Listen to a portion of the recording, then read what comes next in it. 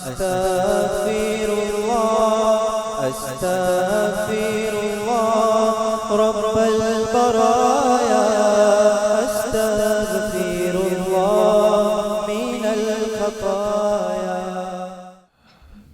آنے والے تمام ممبروں سے درخواست کی جاتی ہے کہ ایک بار صلوات پڑھ لیں.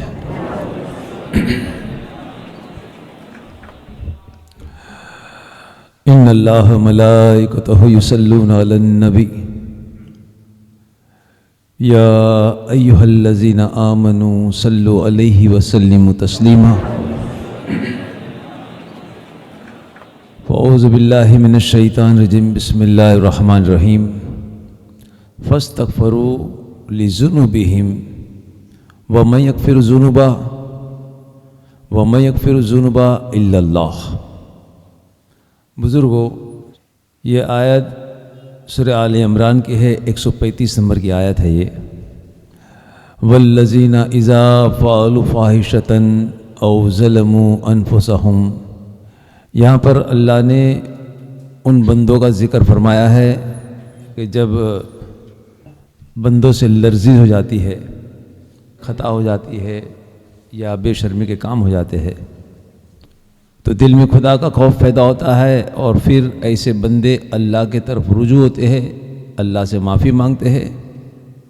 پھر قرآن کریم میں یہ ڈکلیریشن ہے کہ وَمَن یغفر الذنوب الا اللہ. اور گناہوں کو کون معاف کر سکتا ہے سوا اللہ کے. یہ ڈکلیریشن اللہ کی پاک ذات کا ہے، اور اس ڈکلیریشن کے بعد کسی کے پاس کسی قسم کی دلیل کرنے کی کوئی جگہ باقی نہیں رہتی.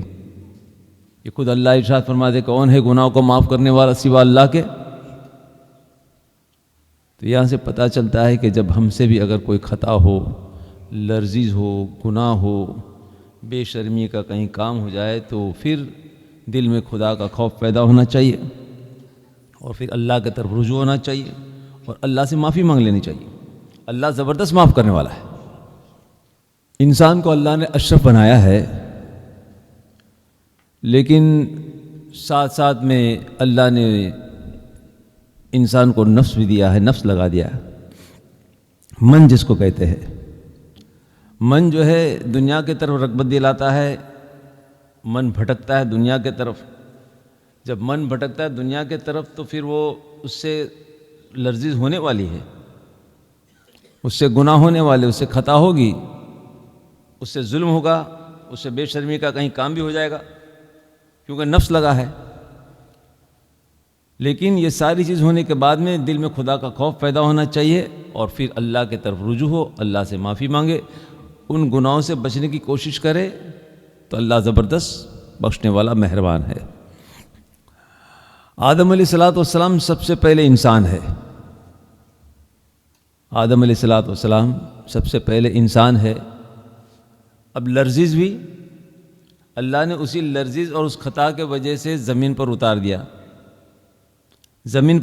اب ان کو آدم علیہ السلام کو افسوس ہونے لگا کہ یہ بھول میں نے کیوں کی، کہ جب اللہ نے ساری نعمتیں دی تھی، ایک درخت کے قریب جانے کے لیے منع کیا تھا، لیکن میں نے یہ لرزش کر لی، میں نے خطا کر لی.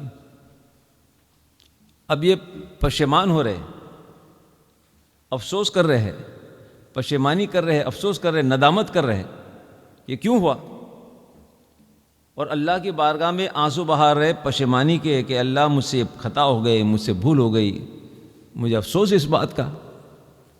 اور ایک زمانے تک یہ روتے رہے حضرت آدم علیہ السلام. اس میں بھی اللہ کی حکمت، اس بات میں بھی اللہ کے راز. اللہ چاہتے تو فوراً معاف کر دیتے، لیکن اللہ کے راز ہر چیز میں. ایک زمانے تک آدم علیہ السلام روتے رہے، پشیمان ہوتے رہے، ندامت کرتے رہے. آخرکار اللہ نے ان پر کرم کر دیا، اللہ نے ان کی توبہ کو قبول کی، یہاں تک کہ الفاظ بھی سکھا دی، الفاظ بھی پیش کر دی گئے. ربنا ظلمنا انفسنا وان لم تغفر لنا. ربنا ظلمنا انفسنا وان لم تغفر لنا وترحمنا لنکون من الخاسرین. اے اللہ، ہم نے اپنے آپ پر ظلم کیا ہے، ہم نے خطا کی ہے، اگر تو نے ہم نے معاف نہیں کیا اور تو نے ہم پر رحم نہیں کیا تو ہم بڑے خسارے میں رہ گئے. بڑے نقصان میں رہے گا۔ تو یہ دعا جب آدم علیہ السلام نے مانگی ہے، اللہ نے توبہ کو قبول کر لی۔ اب یہ سب سے پہلے انسان ہیں جنہوں نے اس سرزمین پر قدم رکھا، تو اللہ نے آنے والے قیامت کے روز تک سارے انسانوں کے لیے حضرت آدم علیہ السلام کی اس توبہ کے منظر کو ایک عبرت کا مقام کر دیا، ایک مثال کو قائم کر دیا، ایگزامپل پیش کر دیا، ایک مثال کو قائم کر دی کہ دیکھو آدم سے خطا ہوئی، اس نے سچی توبہ کی، ہم نے اس کو معاف کیا اور اونچے مقام تک پہنچا دیا۔ تم آدم کی اولاد ہو، تم سے بھی خطا ہوگی، تم سے بھی بھول ہوگی، تم بھی لرزش کر دو گے، تم بھی گناہ کر لو گے، لیکن جب ایسے کام ہو جائے تو تمہارے دل میں خدا کا خوف، ہمارے دل میں خدا کا خوف پیدا ہونا چاہیے، پھر اللہ کی طرف رجوع ہو اور اللہ سے معافی مانگے تو اللہ زبردست معاف کرنے والا ہے۔ تو اللہ نے آدم علیہ السلام کی مثال کو بالکل قائم کر دی کہ دیکھو آدم سے خطا ہوئی، تم سے بھی خطا ہوگی، اور یہ قیامت کے روز آنے والوں لوگوں کے لیے ایک عبرت کا مقام بھی ہے کہ ہم سے خطا ہوگی، لیکن پھر اس خطا کی طرف چلتے نہ رہے، دل میں احساس ہو، خدا کا خوف پیدا ہونا چاہیے، اللہ کی طرف رجوع ہو، اللہ سے معافی مانگے اور ان گناہوں سے بچنے کی کوشش بھی کرے۔ یوں نہیں کہ کام کرتے رہے اور گناہ کی معافی مانگتے رہے، یہ نہیں، توبہ بھی کرے اور پرہیز کرنے کی، اپنے آپ کو بچانے کی کوشش بھی کرے، تو اللہ زبردست بخشنے والا مہربان ہے۔ قرآن کریم میں اللہ تعالیٰ نے پیغمبر کے معاملات کو پیش کیا ہے، پیغمبر کے ساتھ ساتھ میں اللہ نے امت کے معاملوں کو بھی پیش کیا ہے۔ سورہ ہود میں، مخصوص طور پر سورہ ہود میں 2 رکوع چھوڑنے کے بعد تیسرے رکوع سے آخری تک 9-10 رکوع جو بھی ہے، تو ہر رکوع میں پیغمبر کے احوال کو بیان کیا اللہ نے۔ سورہ ہود موقع ملے تو گھر پر جا کر پڑھ لینا۔ تو تیسرے رکوع میں حضرت نوح علیہ السلام، تیسرے رکوع اور چوتھے رکوع میں حضرت نوح علیہ السلام کی بات کو پیش کی، واقعے کو پیش کیا ہے۔ حضرت نوح علیہ السلام کی قوم ایک پروردگار، ایک سرجنہار، ایک نرنجن نراکار پروردگار اللہ کو چھوڑ کر بے شمار خداؤں کی پرستش کرتی تھی۔ یہ قوم بے شمار خداؤں کی پرستش کرتی تھی، اور ان میں جو 5 تھے ان کے خاص تھے، 5 خاص تھے جو زیادہ عزیز تھے، زیادہ ان کو محبوب تھے، زیادہ پسند تھے، ان کی زیادہ عبادت کرتے تھے۔ تو 5 کا نام بھی قرآن کریم میں سورہ نوح میں ہے، یہ تو بات میں نے سورہ ہود کی کہی، لیکن پورا واقعہ اگر سمجھنا ہے، دیکھنا ہے، تو سورہ نوح میں پورا واقعہ بیان کیا، 5 خداؤں کے نام وہاں پر پیش کیے سورہ نوح میں۔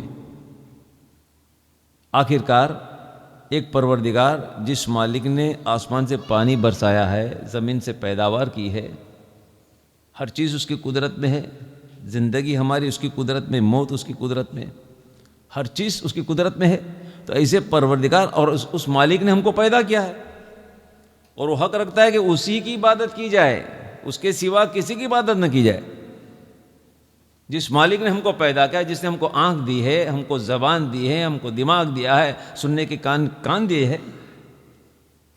چہرہ ہمارا بنایا ہے، ہر چیز اس نے کی ہے، تو بتاؤ ایک کامن سینس، ایک چھوٹی سی عقل، کہ ہماری عقل ہر جگہ پر چلتی ہے، چھوٹی سی چیز خریدنو تو 4 آدمی کو پوچھتے بھائی یہ کپڑا اچھا ہے یا نہیں، 50 روپے میٹر کا، کیسا ہے کپڑا، ہر چیز میں ہم پوچھتے ہیں، دودھ کون سا اچھا ہے، سستا کون سا ہے، اچھا کون سا ہے، سستا کون سا ہے، اچھا کون سا ہے، ہر چیز میں سستا کون سا، اچھا کون سا ہے، اور نہیں تلاش کرتے تو ایمان میں تلاش نہیں کرتے ہیں، جو زبردست اہمیت رکھتا ہے۔ تو نوح علیہ السلام کی قوم 5 خداؤں کی جب پرستش کرتی تھی، اللہ تعالیٰ کا غضب ان پر نازل ہو چکا، اور غضب ویسے ہی نوح علیہ السلام نے سمجھایا، حضرت نوح کی بات ہے، انہوں نے یہ تعلیم دی تھی قوم کو، لا تعبدوا الا اللہ، لا تعبدوا الا اللہ، کہ دیکھو اللہ کے ساتھ کسی کی پرستش اور کسی کی پرستش مت کرو، اور اللہ سے معافی مانگو تو اللہ تم پر رحم کرے گا۔ سورہ نوح میں ہے واقعہ، سورہ نوح میں جب قوم حد سے زیادہ بگڑ گئی تو اللہ تعالیٰ نے آسمان سے پانی برسانا روک دیا، زمین کو اجاڑ کر پھینک دی، اور اللہ نے ان کی زندگی کو آزمائش میں ڈال دی۔ جب یہ پریشان ہو گئے تھے، جب آئے حضرت نوح کے پاس، تو حضرت نوح نے یہی نسخہ بیان کیا کہ دیکھو جب اتنا ہی ہو چکا ہے تو اب ایک کام کرو، کم سے کم اللہ سے معافی مانگو۔ اللہ سے جب معافی مانگو گے، تو سورہ نوح میں خلاصہ ہے، جب اللہ سے معافی مانگو گے تو آسمان سے پانی برسائے گا، تمہاری مال اور بیٹوں کے ذریعے سے مدد کرے گا۔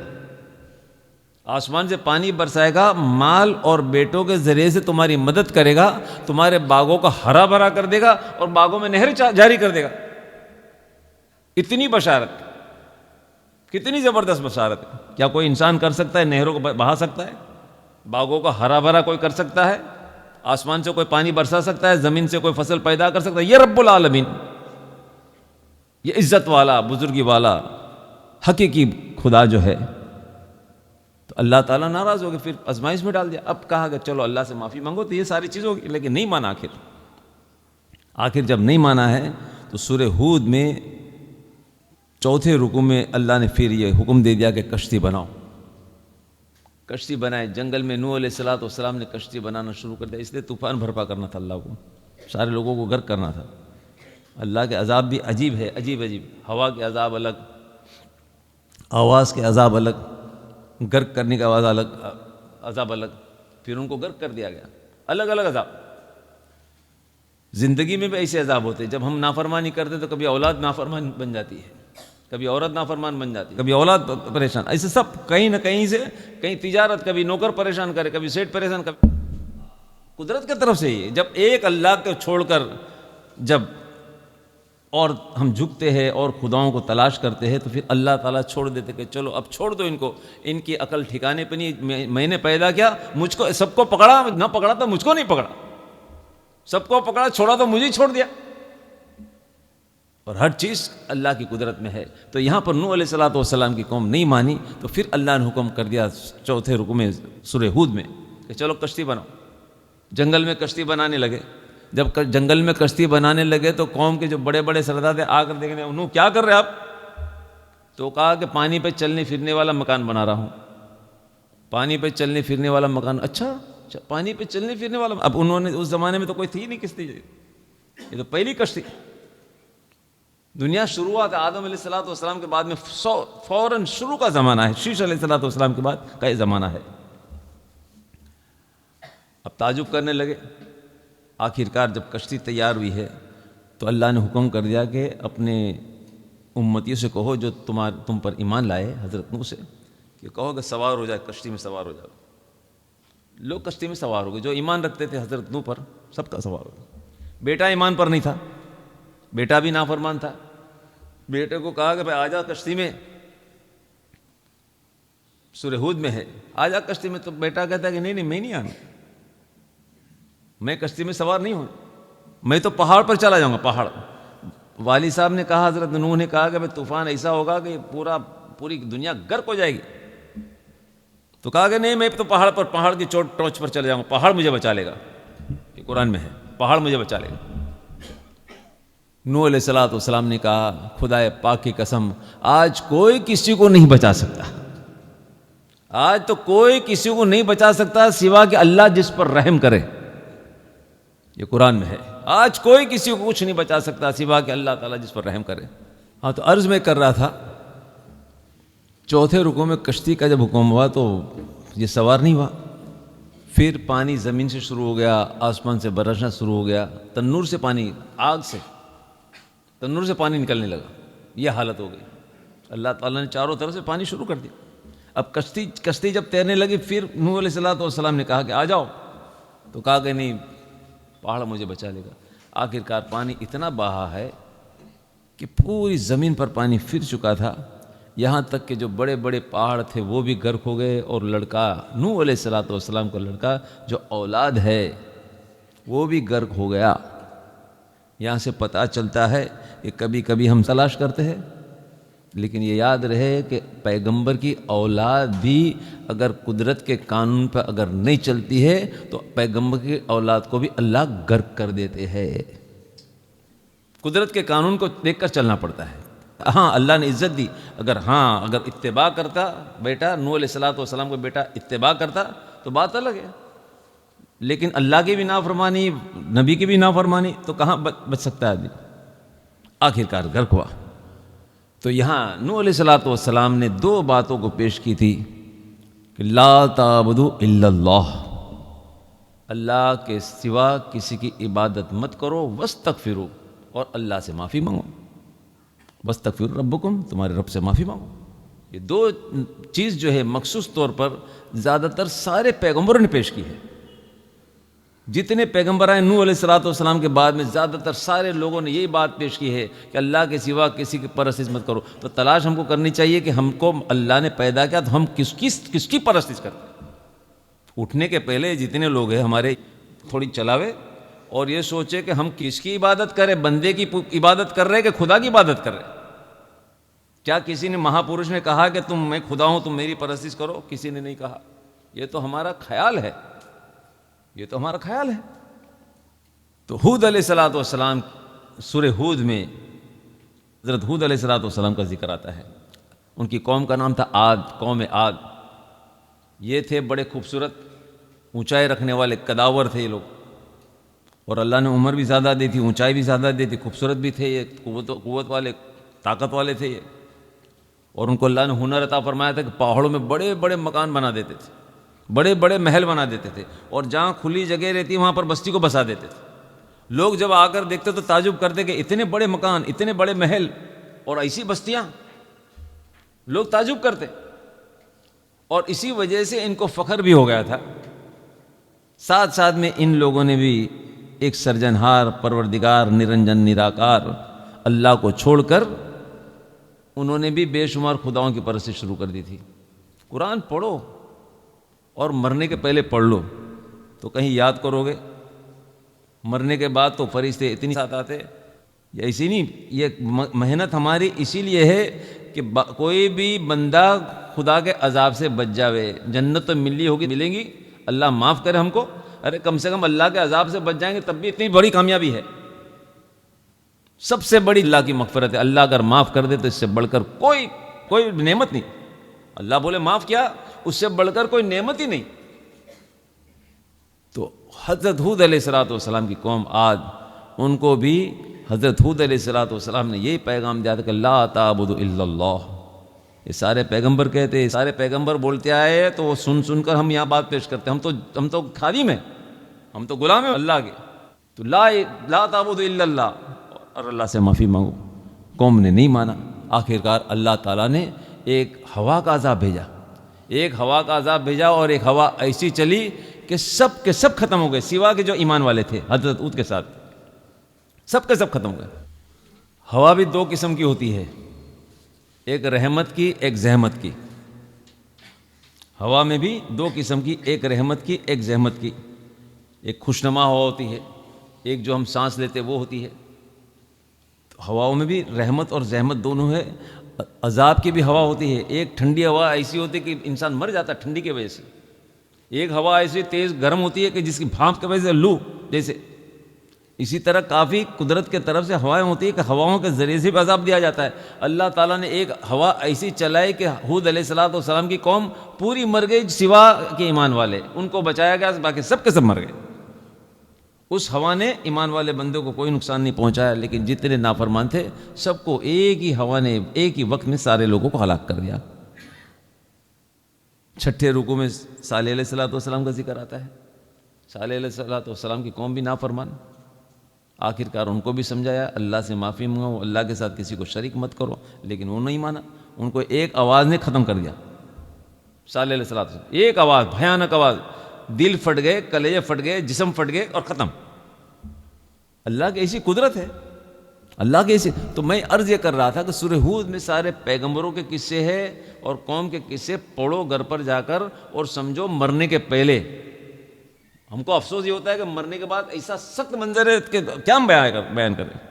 ہماری بات پر بھروسہ مت کرو، قرآن پڑھو، اللہ کے رسول کی باتیں سمجھو تو پتہ چلے گا کہ موت کے بعد کیا ہوتا ہے، حشر میں کیا ہوتا ہے، قبر میں کیا ہوتا ہے۔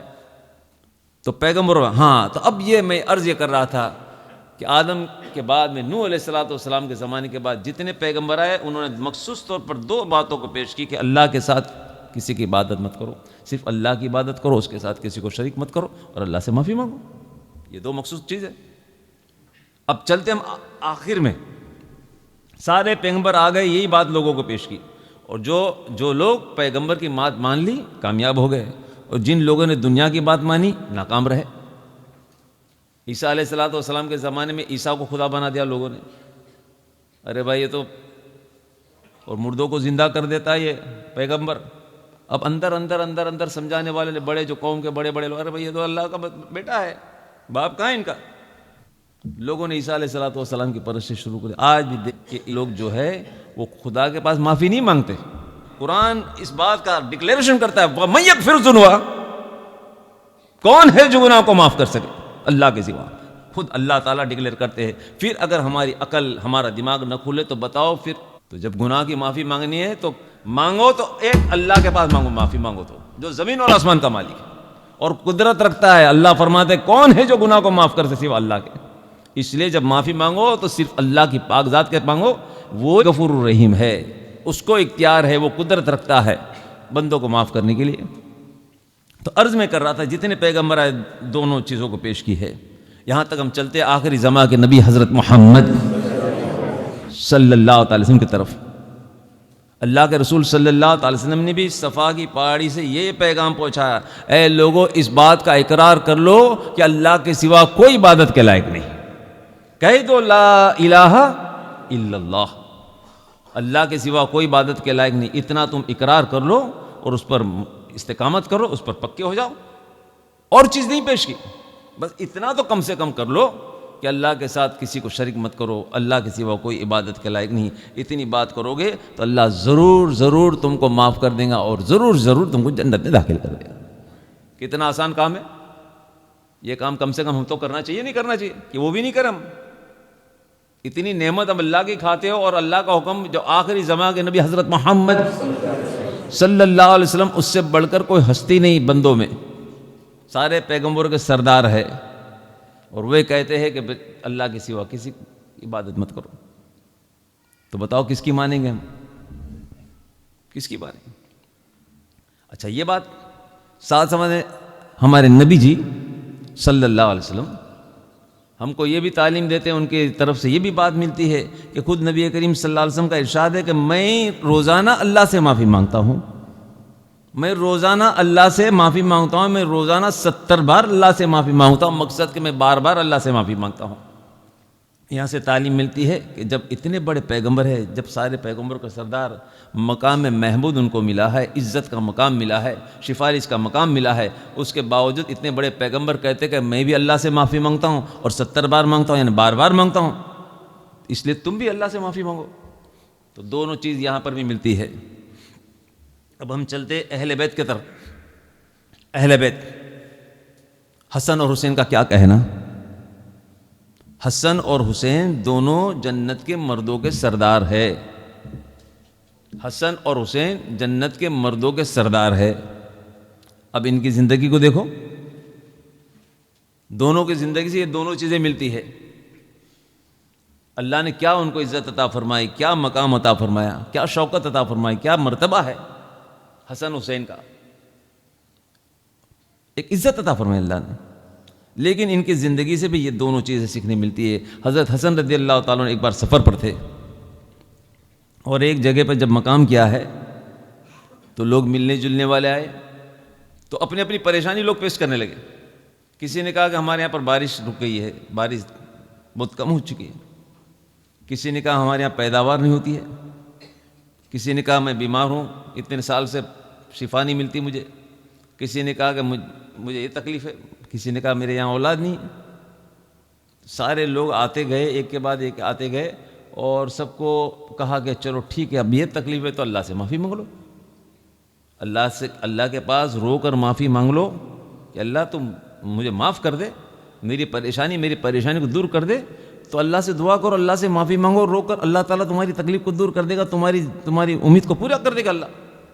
حضرت حسن رضی اللہ تعالیٰ، اور جتنے آئے سب کو ایک ہی نسخہ بیان کیا، ایک ہی ذکر دیا۔ شاگرد قریب میں بیٹھا تھا، ایک کے بعد ایک جب سب چلے گئے تو شاگرد نے عرض کیا قریب آ کر کہ حضرت یہ کیا بات ہے کہ لوگوں نے تو الگ الگ باتوں کو پیش کی اور آپ نے تو ایک ہی نسخہ بیان کیا، ایک ہی ذکر دے دیا کہ اللہ سے معافی مانگو، اللہ سے معافی مانگو، اللہ سے معافی مانگو۔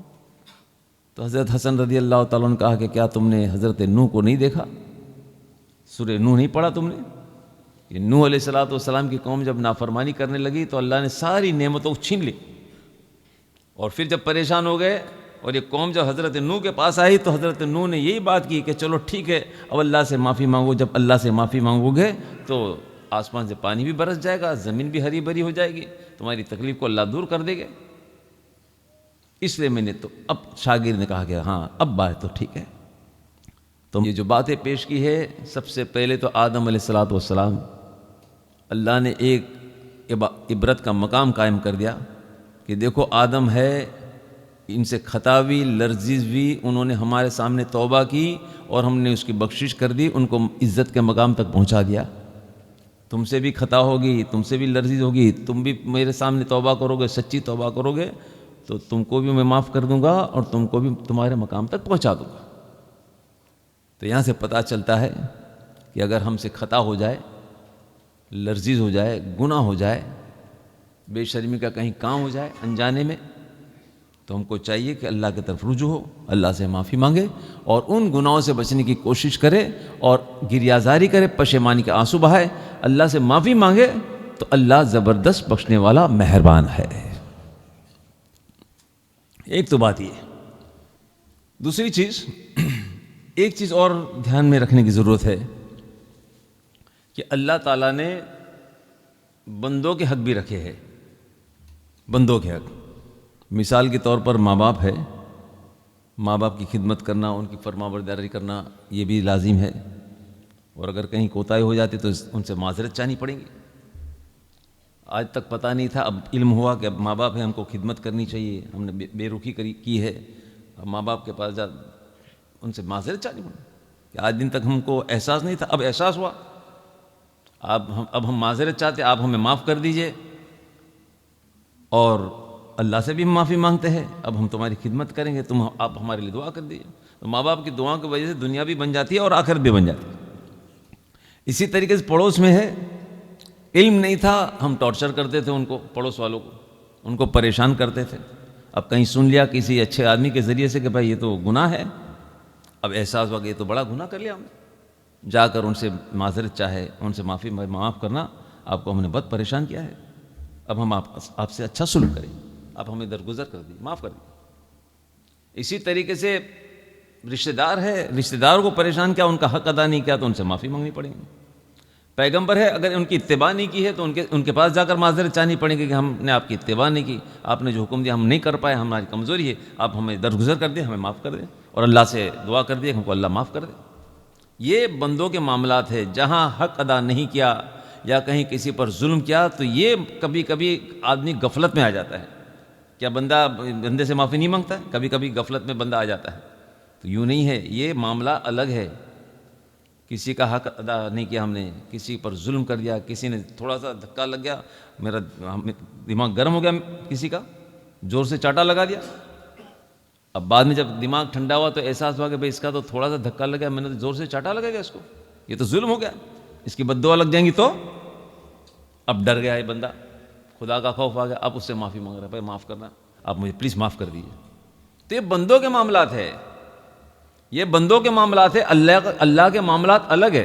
بندوں کے معاملات ہے، اس طریقے سے ان سے معذرت ہوگی، ان سے معافی مانگے گے، بھائی ہم کو معاف کرو، آپ کا حق تھا یا ہم نے ظلم کیا، وہی معاف کر دیے۔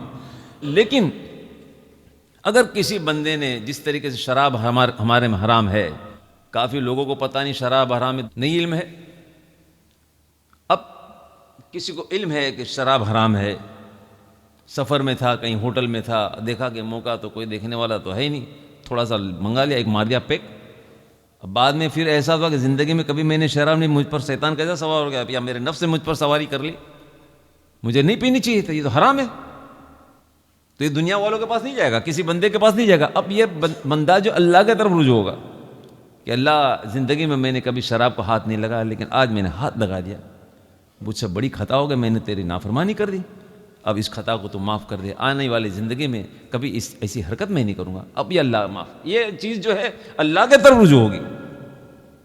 رمضان کا مبارک مہینہ ہے، ایک روزہ چھوڑ دیا کسی نے، رمضان کا روزہ ہے، ایک روزہ کسی نے چھوڑ دیا کسی وجہ سے، پھر بعد میں احساس ہوا کہ اتنی بڑی وجہ تو تھی نہیں بھائی کہ جس کی وجہ سے میں نے روزہ چھوڑے، تھوڑی سی وجہ تھی، اٹھ جاتا تھا میں سحری کر لیتا تھا، 2-4 گھنٹے کا کام تھا، کام ہو جاتا تھا، اتنا مشکل تو نہیں تھا، آسان تھا۔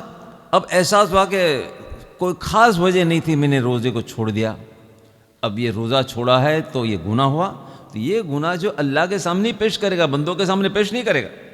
اے اللہ مجھ سے خطا ہو گئی، یہ میں نے انجانے میں ایک روزہ رمضان کا اتنا عظمت رکھتا ہے کہ پوری زندگی غیر رمضان میں اگر روزہ رکھ لے تب بھی اس رمضان کے ایک روزے کے برابر نہیں ہو سکتا۔ اب اس کو احساس ہو گیا، تو اللہ کے پاس دل میں خدا کا خوف پیدا ہوا، اللہ کے پاس رجوع ہوا، اللہ سے معافی مانگے تو اللہ تعالیٰ زبردست معاف کرنے والے۔ عبادت کا وقت ہو چکا، جماعت کی عبادت کا وقت ہو چکا ہے، بیپاری آ گیا، بیپاری کے ساتھ بات چیت میں لگ گیا، اس کو ہوش نہیں رہا، جماعت کا وقت ختم ہو چکا، اب جب دیکھا تو وقت گزر چکا ہے، اب احساس ہوا کہ اس بیپاری کے ساتھ بات چیت میں مجھے ہوش نہیں رہا، روزی دینے والا تو اللہ ہے، میں نے اپنا وقت برباد کیا، اب میرا وقت عبادت کا چلے گا، اب پشیمان ہو گیا، افسوس ہو گیا، اللہ مجھے معاف کر، میں غفلت میں تھا، مجھے دھیان نہیں رہا، میں تو دنیا داری میں لگ گیا، اب تو نہیں معاف کرے گا تو میں تو پریشان ہو جاؤں گا، اللہ تو مجھے معاف کر دے، آنے والی زندگی میں احتیاط کروں گا، تو غفور الرحیم ہے، تجھے معاف کر، اللہ تعالیٰ ضرور معاف کرے گا۔ تو یہ ساری چیز جو ہے اللہ کے طرف رجوع ہوگی بزرگوں، اللہ کے طرف۔ تو ایک طرف بندوں کے معاملے کبھی کبھی انسان، کچھ لوگ بھی غفلت میں ڈال دیتے ہیں، کیا ماں باپ سے معافی نہیں مانگتے، کیا اس سے معافی نہیں مانگتے، یا اس سے ایسا کر کے بات کو پلٹنے کی کوشش کرتے، لیکن یاد رہے یہ تو ڈکلیریشن اللہ کے طرف سے، کون ہے گناہ کو معاف کر سکے سوا اللہ کے، اس لیے اللہ کا ڈکلیریشن جو ہے، اللہ کی بات سب سے اونچی رہے گی، اس کے بعد کوئی دلیل باقی نہیں رہے گی، اللہ کا کلام کے سامنے کسی کی دلیل نہیں چلے گی۔ تو یہ معاملات ہے، تو یہ ان چیزوں کو بھی سمجھنے کی ضرورت ہے۔ دیکھو سورہ یوسف میں اللہ تعالیٰ نے حضرت یوسف علیہ السلام کے قصے کو پیش کیا ہے، اور یہ قصہ بڑا حکمت والا ہے۔ یہ سبجیکٹ اس لیے میں نے دیا ہے کہ ہم بڑی کریٹیکل پوزیشن میں ہیں فی الحال، آنے والے دنوں میں قدرت کے قانون کو سمجھنے لگیں گی تو بچ جائیں گے دنیا اور آخرت میں، اس لیے محنت کی جاتی ہے، اس لیے فکر کی جاتی ہے، اس لیے سبجیکٹ لیے جاتے ہیں کہ تاکہ آسانی کے ساتھ سمجھانے کی ہم کوشش کرتے، سمجھو مرنے کے پہلے۔ ہاں، تو حضرت یوسف علیہ السلام کا قصہ اللہ نے پیش کیا، بڑا حکمت والا ہے، بڑا حکمت والا ہے قصہ۔ یوسف علیہ السلام تھے بڑے خوبصورت اور بڑے معصوم بھی تھے۔ یوسف علیہ السلام نے ایک خواب دیکھا حضرت یوسف علیہ السلام نے کہ 11 ستارے اور چاند اور سورج ان کے طرف جھک رہے، 11 ستارے چاند اور سورج ان کے طرف جھک رہے ہیں۔ یہ جب خواب دیکھا تو والد صاحب یعقوب علیہ السلام پیغمبر ہے، حضرت یعقوب علیہ السلام سے والد صاحب سے بات کی کہ میں نے اس طریقے سے خواب دیکھا، حضرت یعقوب علیہ السلام بڑے خوش ہو گئے کہ بھائی یہ تو بڑا برکت والا، عزت والا، بصارت والا خواب ہے، بڑا برکت والا خواب ہے۔ لیکن پھر بیٹے سے کہا کہ یوسف علیہ السلام سے کہا کہ دیکھو بیٹے، یہ بیان مت کرنا، یہ خواب جو ہے کسی سے بیان مت کرنا، یہ یاد رہے خواب کی دنیا بھی ایک عجیب سی ہے، علم حاصل کرو، سچا آتھینٹک علم حاصل کرنے کی کوشش کرو، غفلت میں مت رہو۔ خواب، ہاں تو خواب کی دنیا بھی ایک عجیب سی ہے، علم ہوگا، پاکیزگی ہوگی تو سچے خواب بھی دکھتے ہیں۔ آج کی تاریخ میں بھی سچے خواب دیکھنے والے لوگ ہیں، تو یہ خواب جو ہے، خواب کی دنیا ایک عجیب سی دنیا ہے۔ تو یوسف علیہ السلام نے خواب دیکھا، والد صاحب سے کہا، تو والد صاحب نے کہا کہ کسی کو بیان مت کرنا ورنہ شیطان اس میں حرکت پیدا کر دے گا، جھگڑا فساد کر دے گا۔ آخر کار حضرت یوسف نے تو کسی سے نہیں کہا، لیکن بات جب چل رہی تھی تو کسی نے سن لیا ہوگا، اور ان کے دوسرے بھائی تھے، 11 بھائی تھے، ان تک یہ بات پہنچ گئی، اب بات پہنچ گئی تو ان کو ہو گئے حسد، ان لوگوں نے آپس میں بات چیت شروع کر دی کہ ویسے بھی یعقوب علیہ السلام یعنی والد صاحب تو زیادہ تر یوسف کے طرف کی، یوسف کا ہی زیادہ خیال کرتے ہیں، ہمارے طرف کہاں توجہ کرتے ہیں. اور یہ خواب دیکھا تو اس کو عزت کا مقام ملے گا تو والد صاحب اور اس کے طرف جائیں گے. تو ان کو ہو گئے حسد، بھائیوں کو ہو گئے حسد، اور انہوں نے سوچا کہ بھائی یہ آڑ جو ہے، ہماری راہوں کی آڑ جو ہے، اس کو اٹھا کے ہٹا دینا چاہیے، آڑ کو ہٹا دینا چاہیے. اب کیا کیا؟ روزانہ جنگل میں جاتے تھے تفریح کے لیے، جنگل میں جا کر پھر لکڑے وغیرہ بھی بٹور کے لاتے تھے تنور کے لیے، روزانہ جاتے تھے. تو ایک بار کہنے لگے والد صاحب سے، یعقوب، حضرت یعقوب سے، کہ بھائی یوسف کو ہمارے ساتھ بھیجو. والد صاحب کہا کہ نہیں، یوسف کو میں نہیں بھیجوں. چھوٹے تھے، معصوم تھے، اللہ والے تھے، خوبصورت بھی تھے.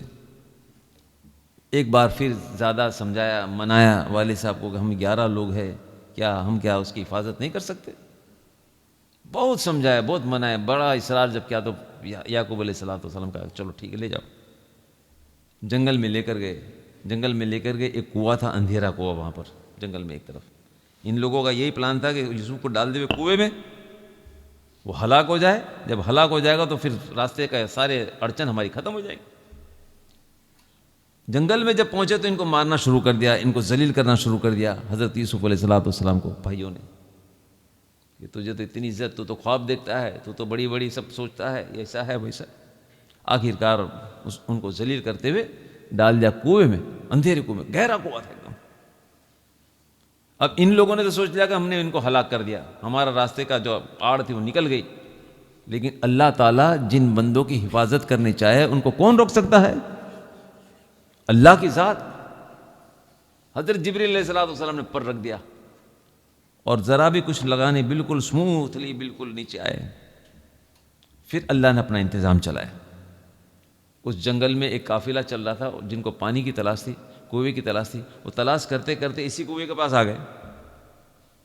ڈول جب ڈالی ہے کنویں میں تو اللہ نے ذریعہ بنا دیا اس ڈول کو. حضرت یوسف علیہ الصلوۃ والسلام اس ڈول میں چلے گئے. میں مختصر میں پیش کرتا ہوں تاکہ لوگوں پر بوجھ نہ ہو، اور بات سمیٹنی بھی ہے مجھے وقت کے حساب سے. تو ڈول کو ذریعہ بنایا. ڈول جب نکالی ہے باہر تو قافلے والے خوش ہو گئے، یہ تو خوبصورت لڑکا ہے. قافلے والوں نے دل میں سوچا کہ اتنا خوبصورت لڑکا. اس زمانے میں بچے جب گم جاتے تو لوگ بیچ ڈالتے تھے بازار میں غلام کی طرف. یہ تو اتنا خوبصورت لڑکا ہے اور وہ بھی کنویں سے ملا ہے، مصر کے بازار میں بیچیں گے، اچھی رقم ہم کو ملے گی. اور وہ ایسے ہی یہ بچے کو حضرت یوسف علیہ السلام کو لے کر مصر چلے گی. مصر کی بازار میں کھڑا کر دیا غلام کے طور پر، بیچ بھی دیا غلام کے طور پر. اب اللہ کا نظام چل رہا تھا. اللہ کی شان تھی کہ خریدنے والا بھی عزیز مصر تھا، گورنر مصر کا گورنر تھا. انہوں نے حضرت یوسف علیہ الصلوۃ والسلام کو خریدا. اب یوسف علیہ الصلوۃ والسلام سیدھے محل میں اللہ نے عزت دی. اب یہاں پر بھی اللہ نے ان کو آزمائش میں ڈالا. مختصر پورا واقعہ نہیں بیان کرتا ہوں، چھوٹا، یہ بات مجھے سمجھانی وہ سمجھانے کے لیے. پھر اللہ نے آزمائش میں ڈالا. جب آزمائش میں ڈالا تو اسی ڈیوریشن میں بادشاہ نے خواب دیکھا. خواب کیا دیکھا کہ 7 کمزور گائیں جس میں ہڈیاں نظر آتی ہو، کمزور بالکل گائیں، 7 کمزور گائیں 7 تندرست گائیں کو کھا رہی ہے. خواب بھی دیکھو ایسا پلٹا ہوا ہے. اگر تندرست آدمی کسی کمزور کو مارتا ہے تو بات سمجھ میں آتی ہے، لیکن کمزور انسان تندرست آدمی کو پہلوان کو مارتا ہے تو بات سمجھ میں نہیں آتی. تو خواب ایسا تھا کہ کمزور جو گائیں ہیں 7، وہ 7 تندرست گائیں کو کھا رہی ہے. بادشاہ نے دربار میں خواب پیش کیا لیکن کوئی تعبیر پیش کرنے کو تیار نہیں. اگر تعبیر پیش کرتا تو بادشاہ کو سمجھ میں نہیں آتی. بھائی یہ تو میری سمجھ میں نہیں آتی یہ بات. آخرکار پتہ چلا کہ یوسف تعبیر کی بات جانتے ہیں، خواب کی تعبیر بہت اچھی طریقے سے پیش کرتے ہیں. تو خواب کا معاملہ پوچھا حضرت یوسف علیہ الصلوۃ والسلام نے. یوسف علیہ الصلوۃ والسلام نے کہا کہ دیکھو یہ خواب کی تعبیر یہ ہے کہ 7 سال تمہارے ہرے بھرے رہیں گے، غلہ خوب نکلے گا، 7 سال بارش بھی اچھی ہوگی، زمین پیداوار اچھی دیں گی، 7 سال تمہارے ہرے بھرے رہ گئے. اور پھر آنے والے جو 7 سال ہیں وہ کال کے ہو گئے. جو 7 سال میں اگر تم نے غلہ جمع کر دیا تو یہ غلہ تمہارا دوسرے 7 سالوں میں کام آئے گا. تو 7 سال ہرے بھرے اور 7 سال تمہارے سوکھے ہیں. یہ اس کی تعبیر ہے. بادشاہ کو جب پہنچائی تعبیر تو بادشاہ تو بڑا خوش ہو گیا. ہاں اب یہ بات برابر ہے. یہ بات سمجھ میں آتی ہے کہ 7 سال ہرے بھرے اور 7 سال سوکھے ہیں. بلاؤ یوسف کو. یوسف علیہ الصلوۃ والسلام کو بلایا، بات کی. بڑا خوش ہو گیا بادشاہ. بادشاہ نے کہا کہ اب تم کو عزت کی جگہ ملے گی. اللہ نے ان کو گورنر کے طور پر بادشاہ نے وہاں رکھ دیا. اللہ نے یہاں پر بھی ان کو عزت عطا فرمائی. یہاں تک کہا کہ یہ خواب کی تعبیر کا جو معاملہ ہے ہم تم ہی پر سونپتے ہیں. 7 سال پیداوار تم ہی کرنا اور 7 سال جو کال کے ہوگے وہی تم ہی کو سنبھالنا ہے. 14 سال کے مطلب پورا ایگریمنٹ وہاں تیار ہو گیا. بادشاہ نے پورا ایگریمنٹ تیار کر دیا کہ 14 سال تم کو یہاں پر رہنا ہے اور تم کو یہ کام کو انجام دینا ہے. اب 7 سال تو ہرے بھرے تھے تو اچھی طرح پیداوار کی, ہر زمین کو کام میں لے لی گئی, خوب پیداوار ہوئی, خود گلے کو جمع کر دیا گیا. اور جیسے 7 سال پورے ہوئے تو کال کا سال شروع ہو گیا. اور کال ایسا پڑا کہ پورے مصر کے اطراف کے علاقے سب سوکھے ہو گئے, جانور مرنے لگے, پریشان ہو گئے. اب یوسف علیہ السلام کے بھائی کنعان میں جب تھے تو ان کو بھی غلے کی ضرورت پڑی, ان کو بھی اناج کی ضرورت پڑی. انہوں نے سنا کہ مصر میں جو بادشاہ بڑا دلدار ہے, تھوڑی سی پنجے پہ بہت زیادہ غلہ دے دیتا ہے, بہت زیادہ اناج دے دیتا ہے, تو یہ بھی چلے وہاں پر. یہ مختصر میں پیش کرتا ہوں. سورہ یوسف 12 رکوع ہے, اطمینان سے پڑھ لینا, بہت حکمت والی باتیں ہیں اس میں, سورہ یوسف. اب یہ پہنچے وہاں پر, پہنچے تو لائن میں کھڑے. آخرکار جب لائن لگی ہے تو دیکھا کہ ایک ہی آدمی تقسیم کر رہا ہے پورا غلہ. یوسف علیہ السلام تقسیم کرتے. جب قریب پہنچے غلہ بھی دیا, پھر بات چیت کہاں سے آئے تو یہاں سے آئے, اور باتیں کی. آخرکار پتہ چلا کہ یہ تو میرے بھائی آئے یہاں پر. یوسف علیہ السلام نے کہا کہ تم نے مجھ کو پہچانا, آپ کون ہیں؟ میں یوسف ہوں, میں تو یوسف ہوں. اب یہ ڈر گئے, دل میں سوچنے لگے کہ ہم نے تو سوچا تھا کہ اس کو ہلاک کر دیا, ہم نے یوسف کو ہم نے ہلاک کر دیا, ان کو کنویں میں ڈال دیا, لیکن اللہ نے وہ عزت عطا فرمائی کہ آج تو بادشاہ بن گئے, گورنر بن گئے. اب افسوس کرنے لگے, یہاں ہم نے آپ کو پریشان کیا. اب جو بھائی تھے جنہوں نے دشمنی کی تھی, جنہوں نے کنویں میں ڈالا تھا, ان کو مارا تھا, ان کو ذلیل کیا تھا, اب وہ تو کانپنے لگے. ایک تو ہم نے کنویں میں ڈالا, اللہ نے اس کو بادشاہ بنا دیا. بڑا ان کو ملال ہونے لگا, بڑا ندامت ہونے لگی, بڑے پریشان ہو گئے. ان کو یہ ہوا کہ ہم نے تو بڑا ظلم کیا یوسف پر بھی, اور ہم نے بڑا ظلم کیا ہمارے والد صاحب پر بھی. کیا ہم نے کیا؟ اب ان کو خدا کا خوف دل میں پیدا ہوا. اب کیا یاد آئی؟ آخرت یاد آئی. ان کو قیامت کا منظر یاد آیا کہ ہم نے یوسف کو ذلیل کیا, میرے باپ کو پریشان کیا. اب نہ جانے ہمارا قیامت میں ہمارا کیا حال ہوگا, ہمارا کیا حشر ہوگا. اب یہ رونے لگے, رو کر کہنے لگے والد صاحب سے کہ والد صاحب, ہم نے یوسف پر بڑا ظلم کیا ہے, آپ پر بھی ہم نے ظلم کیا ہے. اب ہمارا کیا ہوگا؟ ہے کون؟ یعقوب پیغمبر کی اولاد, لیکن قیامت کے منظر سے ڈرتے تھے ہم تو, لیکن ہم کو ذرا بھی ڈر نہیں. تو یعقوب علیہ السلام کو اولاد نے کہا کہ ہمارا کیا حال ہوگا حشر میں, قیامت کے روز. کیا چاہتے ہو؟ کہ والد صاحب بس ہم یہی چاہتے ہیں کہ اللہ کی بارگاہ میں ہماری آپ سفارش کر دیجئے, ہم پریشان ہو جائیں گے. ہم تو اس قابل نہیں کہ خدا کے سامنے باتوں کو پیش کر سکے. یوسف کو ذلیل کیا, یوسف کو پریشان کیا, آپ کو پریشان کیا, آپ کو تکلیف میں ڈال دیا, لیکن پھر بھی ہمارے دل میں رحم پیدا نہیں ہوئے, ہماری ہمت نہیں ہوتی اللہ کے سامنے کیا ہم پیش کریں. اب آپ ہمارے لیے سفارش کر دیجئے. قرآن کریم 11 رکوع, آپ ہمارے لیے سفارش کر دیجئے اور اللہ سے دعا کر دیجئے کہ اللہ ہمارے گناہوں کو معاف کر دے, اللہ ہمارے گناہوں کو معاف کر دے. تو یعقوب علیہ السلام بھی رونے لگے, کہا کہ ہاں میں اللہ سے التجا کروں گا, ضرور میں اللہ سے التجا کروں گا, اللہ سے ریکویسٹ کروں گا, تمہاری سفارش کروں گا کہ میری اولاد سے خطا ہو چکی ہے, اللہ تعالیٰ یہ اب پریشان ہے, اللہ تو ان کی مغفرت کر دے. تو اللہ کی ذات سے امید ہے کہ اللہ تعالیٰ ضرور تم کو معاف کر دے گا.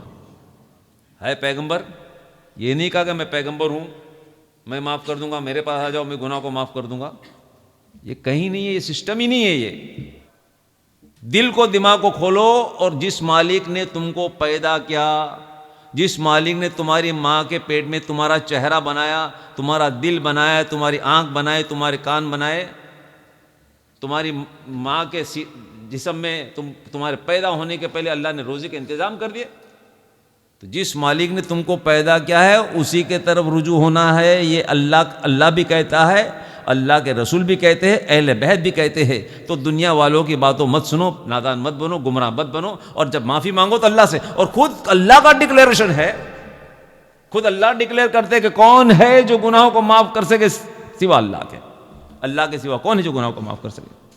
تو جب اللہ کی بات نہیں سنو گے تو بتاؤ آپ کس کی بات کریں, اب کون سی بات باقی رہتی ہے؟ ہاں پھر یوسف علیہ السلام یعقوب علیہ السلام والسلام صبح کی نماز ادا کی، صبح کی نماز ادا کی اور پھر رو کر اللہ کے سامنے اپنی بات کو پیش کرنے لگے، رو کر کہ اللہ میرے بچوں سے خطا ہو چکی ہے۔ یوسف کو بھی پریشان کیا، مجھ کو بھی پریشان کیا، رو رو کر اللہ کے بارگاہ میں دعا کرنے کے اللہ تعالیٰ میری اولاد کو تو معاف کر دے۔ ہے کون؟ پیغمبر، لیکن اللہ سے التجا کر رہے ہیں، اللہ میری اولاد کو معاف کر دے۔ بڑی دیر تک دعا کرتے رہے، آخر کار اللہ کے یہاں پر سنوائی ہوئی اور قدرت کے طرف سے، اللہ کے طرف سے بشارت دی گئی کہ جاؤ تمہاری بات کو ہم رکھ لیتے ہیں، جب تم دعا کرتے ہو تو تمہاری اولاد کی ہم بخشش کر دیتے ہیں۔ فوراً یعقوب علیہ السلام بڑے خوش ہو گئے اور اولاد کو بشارت دی کہ اللہ نے تمہاری بخشش کر دی، تمہاری بخشش۔ پڑھو قرآن کو چوم لو اور پڑھو اور عقل کے دروازے کھولو مرنے کے پہلے، مر جاؤ گے نہیں تو یعقوب علیہ السلام نے دعا کی۔ اب یہ اولاد جب خوش ہوئی ہے فوراً سر سجدے میں رکھ کر اللہ کا شکر ادا کرنے لگے، اللہ تیرا یہ احسان ہے کہ تو نے ہماری مغفرت کر دی۔ تو بزرگوں، دوستوں اور میری ماں بہنوں، یہاں پر وہ آیت میں اللہ نے ذکر فرمایا کہ جب ان لوگوں سے کوئی کام فاحش لرزیز ہو جاتی ہے، گناہ کا کام ہو جاتا ہے، خطا کا کام ہو جاتا ہے، بے شرمی کا کام ہو جاتا ہے، اور اپنی جان پر جب ظلم کرتے ہیں تو پھر اللہ سے فاستغفروا لذنوبہم، اپنے گناہوں کی معافی چاہتے ہیں۔ وَمَن یغفر الذنوب الا اللہ، اللہ کے سوا کون ہے جو گناہ کو معاف کر سکے؟ 135 نمبر کی آیت سورہ آل عمران، 135 نمبر کی آیت سورہ آل عمران۔ تو بزرگوں، دوستوں اور میری ماں بہنوں، یہاں سے پتہ چلتا ہے کہ گناہوں کو صرف اللہ ہی معاف کرتے ہیں۔ سن لو، دماغ میں اتارو، بولو، یہ صرف پیغام پہنچاؤ گے کامیاب ہو جاؤ گے، تو یہ پیغام پہنچاؤ، سناؤ سب کو، بولو کھل کر، زندگی اور موت ایک ہی بات، ماں کے پیٹ سے پیدا ہوئے قبر میں جانا ضروری ہے۔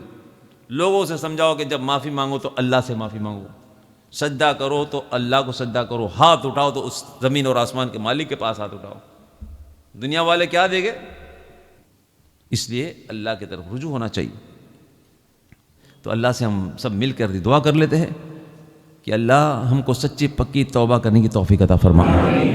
جب زندگی دی ہے تو کامل ایمان والی زندگی عطا فرما۔